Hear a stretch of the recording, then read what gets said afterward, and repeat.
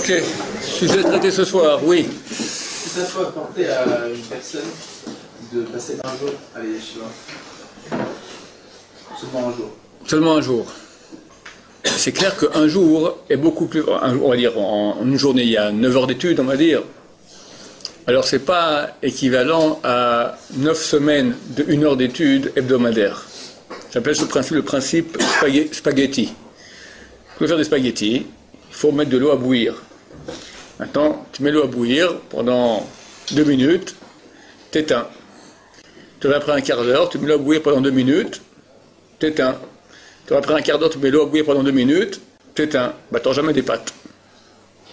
Pour avoir des spaghettis qui se mangent, il faut mettre pendant 10 minutes, tu mets l'eau à bouillir, et là, tu mets les spaghettis dedans et ils vont cuire. Idem, on va te faire pousser. Celui qui est en France, il pousse un peu l'heure de Torah. Après, il sort, l'ouragan.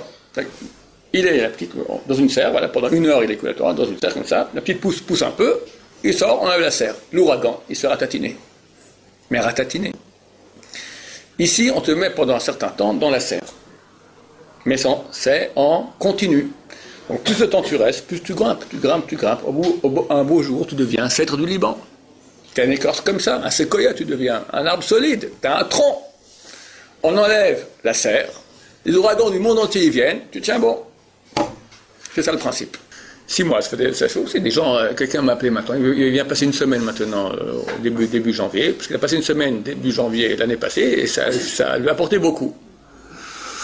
Il m'a dit, j'ai perdu, je veux maintenant réintégrer au moins ce que j'ai eu. Même une semaine, ça fait un effet. C'est extraordinaire, la masse d'informations que tu enregistres. La masse d'informations, elle est extraordinaire. C'est énorme, énorme. Et comme j'expliquais auparavant, c'est le principe spaghetti, c'est en concentré. D'autant plus que c'est en Israël. En Israël, dans le cadre de Yeshiva, à Jérusalem, c'est clair que ça amène une sensation de sainteté, de perception d'Hachem qui est très grande.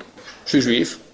Je sais que j'ai un patrimoine, aujourd'hui reconnu par, on va dire, carrément 2 tiers de l'humanité, d'accord, la chrétienté et l'islam reconnaissent la valeur du livre.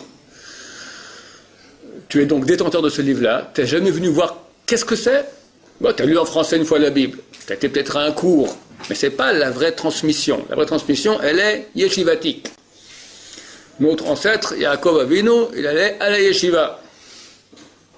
14 ans, il a fait des yeshivas avant de se marier. Non, on ne te dit pas 14 ans, bien un jour. D'accord? Au moins un jour. Baruch Adonai, mais... Je sais pas si c'est pas ça la première.